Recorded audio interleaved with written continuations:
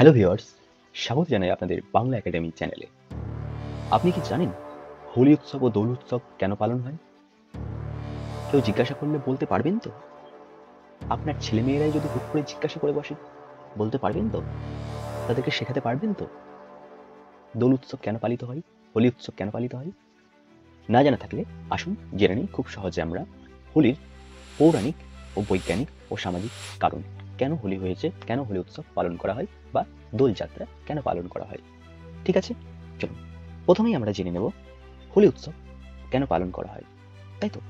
তো হোলি উৎসব বা দোলযাত্রার পৌরাণিক যে কাহিনীটি সেটা আমাদের প্রথমে জানতে হবে। পৌরাণিক কাহিনী কি? পৌরাণিক কাহিনী হচ্ছে এমন একটি কাহিনী, রাজা হিরণ্যকশ্যপ দৈত্যকুলে রাজা হিরণ্যকশ্যপের জন্ম। তিনি ছিলেন সাধারণত দৈত্যকুলের রাজা, মানে রাক্ষসদের রাজা। আর তিনি ছিলেন একদম বরাবরই বিষ্ণু বিদ্বেষী। তিনি ভগবান বিষ্ণুকে একদম দেখতে পারতেন না। অন্যদিকে তার পুত্র প্রহ্লাদ, মানে হিরণ্যকশ্যপের পুত্র প্রহ্লাদ ছিলেন খুব ভক্তিবান, ভগবান বিষ্ণুর প্রার্থনাবান একজন ভক্ত। আর তার কারণেই রাজা হিরণ্যকশ্যপ তার প্রতি ক্রোধিত হন এবং রাগও হয়। এর ফলে রাজা হিরণ্যকশ্যপ তার পুত্রকে মারার জন্য অনেক রকম চক্রান্ত করে, কখনো পাহাড় থেকে ফেলে দেওয়া, কখনো ধ্যান অবস্থায় পাহাড় থেকে ফেলে দেওয়া, কখনো আবার বিষ খাইয়ে মারা, কিন্তু এর কোনো ফল হয়নি। বারবার প্রহ্লাদ বিষ্ণুর কৃপায় বেঁচে যান। ঠিক আছে, এই গেল তার রাগের প্রধানিত কারণ। এরপরে তিনি যখন মারতে পারছেন না তার বোনের সাথে, তার বোনের নাম হচ্ছে হোলিকা। কার বোনের নাম? রাজা হিরণ্যকশ্যপের বোনের নাম। রাজা হিরণ্যকশ্যপের বোন হচ্ছে হোলিকা। আর হোলিকা তার সাথে এক চক্রান্ত করেন, কারণ হোলিকার বর ছিল একটি, যে তিনি কখনো আগুনে পুড়ে মারা যাবেন না, তিনি কখনো আগুনে পুড়ে মারা যাবেন না।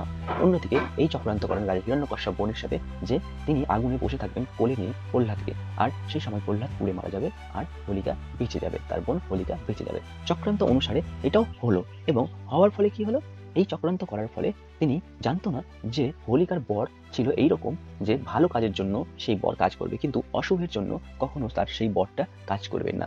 আর এর ফলও হলো সেই রকম উল্টো। যখনই তিনি তার সন্তান প্রহ্লাদকে, মানে হিরণ্যকশ্যপের সন্তান প্রহ্লাদকে বা তার ভাইয়ের সন্তান প্রহ্লাদকে নিয়ে হোলিকা বসলেন আগুনের মাঝে, তখনই তিনি বিষ্ণুর কৃপায় বেঁচে গেলেন। আর অন্যদিকে হোলিকাও আগুনে পুড়ে মারা গেলেন। এই আগুনে পুড়ে মারা যাওয়ার ফলে পরের দিন যে ছাইটা হলো, সেই ছাইটার দিয়ে সবাই কি হোলি খেলতো। এই হোলি খেলার কারণ, মানে আনন্দে মেতে উঠেছিল, এই জন্য এর নাম হোলিকা হয়েছিল। হোলিকার দ্বিতীয় কারণ আমরা পাবো পৌরাণিক কারণ, যেরকম শ্রীকৃষ্ণ তো ছিল কালো রঙের, ঠিক আছে, শ্রীকৃষ্ণের গায়ের রং ছিল কালো, আর তিনি একদিন তার মাকে এসে বলেন যে মা, আমার গায়ের রং কালো কেন? অন্যদিকে অন্য রাধা এবং সবার রং ফর্সা, মানে সাদা বা অন্য কিছু, গায়ের রং ফর্সা। তখন তিনি, আর মা তাকে কিছু রং দিয়ে, হাতে রং দিয়ে বলেন সবার গায়ে বা সবার মুখে লাগিয়ে দিতে। তো সেই রকম তিনি তার মায়ের কথা শুনে তিনি তার সখীদের বা তার সখাদের গিয়ে এরকম রং লাগিয়ে দিয়েছিলেন, এবং সেখানে কার রং কি, তার কার গায়ের রং কি, কেউ কাউকে চিনতে পারছিলেন না। এইভাবে তিনি তারা রঙে মেতে উঠেছিলেন। এই জন্য আমরা পাই এই দোল যাত্রার কারণটি, এই যে দোল যাত্রা বা দোল উৎসব বলা হয় এইটি। ঠিক আছে, তাহলে হোলিকা বা হোলি একটা আলাদা এবং দোল একটা আলাদা কাহিনী। ঠিক আছে, দুটোই দিন ওই জন্য আমাদের পরপর পালন করা হয়। এবার চলে আসবো আমরা বৈজ্ঞানিক কারণে। বৈজ্ঞানিক কারণটা কি?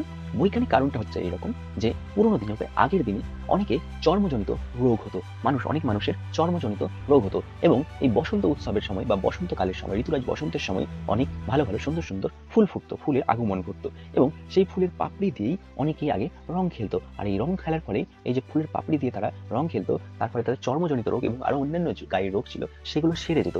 এই জন্য এটা একটা ঔষধানি হিসেবেও কাজ করতো। তো এই ছিল একটা বৈজ্ঞানিক কারণ, এই জন্য হোলি পালন করা হতো বা হোলি উৎসব খেলা হতো। এরপরে চলে যাব আমরা তৃতীয় কারণে, যেটা হচ্ছে আমাদের কি সামাজিক কারণ। সামাজিক কারণটা কিরকম ছিল? সামাজিক কারণটা এরকম ছিল যে রাজার আগমনে প্রজারা ভীষণ খুশি হয়, তাই তো? রাজার আগমনে তার প্রজারা ভীষণ খুশি হয়। সেই রকম এই যে আমাদের ঋতু রয়েছে 6টা ঋতু, এই 6টা ঋতুর মধ্যে আমাদের বসন্ত ঋতুকে বলা হয় আমরা বসন্ত রাজ। ঠিক আছে, বসন্ত রাজ, এই সময়টাকে আমরা বলি বসন্ত রাজ, যেটা আমাদের ফাগুন মাস শুরু হয়। ঠিক আছে, ফাগুন মাসে আমরা বসন্ত মাসকে ঋতুরাজ বলে জানি। তো সেই ঋতুরাজের আগমনেও আমরা সবাই মেতে উঠি, মানে এই ঋতুরাজ রাজা, আর এই রাজার বসন্তের উৎসবের ফলে আমরা সবাই মেতে উঠি। এরকমই একটা ধারণা দিয়েছেন আমাদের বিভিন্ন মনীষীগণরা, আমাদের দেশের বিভিন্ন মনীষীগণরা এটার একটা ধারণা দিয়েছেন। এই জন্য আমরা অনেকেই মনে করি এখন যে এটা কোনো মানুষের, এটা সকল ধর্ম পেরিয়ে, সকল মানুষের জন্য এই হোলি উৎসবটা পালন করা হয়। ঠিক আছে, তো সেই রকমই একজন ব্যক্তি হলেন রবীন্দ্রনাথ ঠাকুর, যিনি আমাদের হোলি খেলার উৎসবের একটি কারণ দেখিয়েছেন।